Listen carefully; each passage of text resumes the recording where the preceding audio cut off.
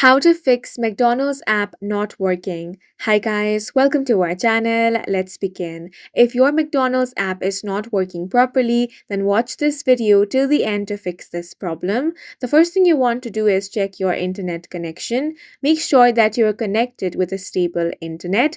You can switch between Wi-Fi and data and then check if the app is working properly or not. Now, if it is still not working, the next thing you want to do is launch open settings on your device.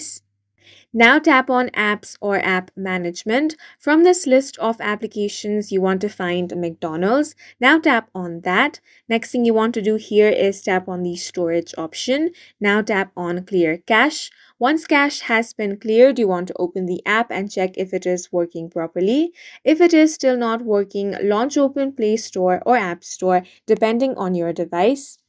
Now you want to search for McDonald's over here. If you have the update button, tap on it and update the application to the latest version. Updating the app will fix any minor bugs and the issue of application not working will also be fixed.